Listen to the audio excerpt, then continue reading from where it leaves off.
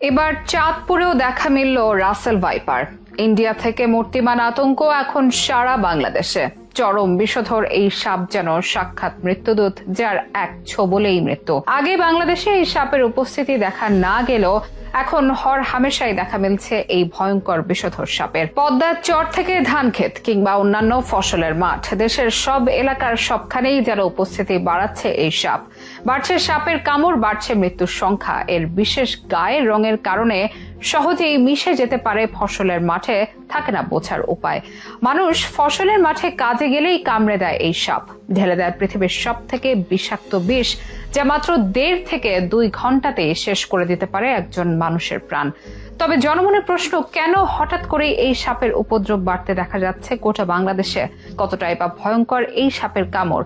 আছে কি কোনো পর্যাপ্ত চিকিৎসা? এসবের বিস্তারিত নিয়ে থাকছে এখনকার বিশেষ আপডেট।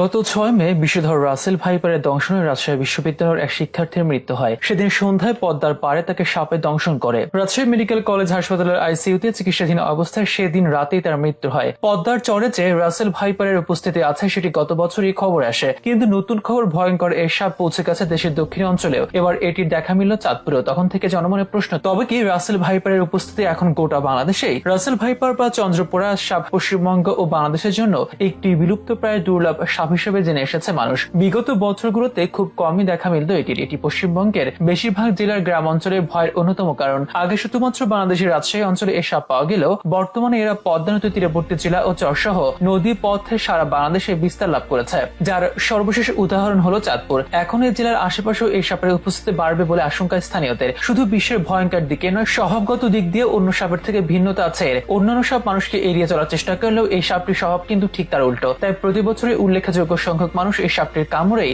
প্রাণ হারান। আক্রমণের ক্ষিপ্র গতি ও বিষের তীব্রতার কারণে একে বলা হয় কিলিং মেশিন। শুধু বাংলাদেশ কিংবা ভারত নয়, পাকিস্তান, নেপাল, ভুটান, শ্রীলঙ্কা, চীনের দক্ষিণাঞ্চল, তাইওয়ান, থাইল্যান্ড, মায়ানমার ও ইন্দোনেশিয়াও পাওয়া যায় এই সাপের অস্তিত্ব। তবে এর দ্রুত বংশ বিস্তারের আছে একটি উল্লেখযোগ্য কারণ। অন্যান্য সাপ সাধারণত যেখানে ডিম পাড়ে এবং ডিম ফুটে বাচ্চা হয়, সেখানে এই সাপ ডিম পাড়ার পরিবর্তে সরাসরি বাচ্চা দেয়। একটি স্ত্রী সাপ গর্ভধারণ শেষে 20 থেকে 40টি বাচ্চা দেয়। তবে কোনো কোনো রাসেল ভাইপার সাপের 75টি পর্যন্ত বাচ্চা দেওয়ার রেকর্ড আছে। অন্যান্য সব বছর একটি নির্দিষ্ট সময় বাচ্চা দিলেও রাসেল ভাইপার সারা বছরই বাচ্চা উৎপাদনে সক্ষম। রাসেল ভাইপার সম্পর্কে বাংলাদেশ বন বিভাগের বন্যপ্রাণী ও জীববৈচিত্র্য সংরক্ষণ কর্মকর্তা বলেন, IUCN এর 2015 সালের লাল তালিকা অনুযায়ী রাসেল ভাইপার বাংলাদেশের সংকটাপন্ন প্রাণী তালিকায় রয়েছে। এটি ইঁদুর, ব্যাঙ ও টিকটিকি খায়। বসতবাড়ির আশেপাশে এদের প্রাচুর্যতা বেশি থাকায় খাবারের খোঁজে রাসেল ভাইপার অনেক সময় লোকালয়ে চলে আসে এবং মানুষকে দেখে আতঙ্কগ্রস্ত হয় এবং আক্রমণ করে। বিশ্লেষকরা বলেন, এই সাপের বিষ হেমোটক্সিন হওয়ায় দ্রুত এটি রক্তের সাথে মিশে শরীরে ছড়িয়ে পড়ে এবং মাংস পচন সৃষ্টি করে, যার ফলে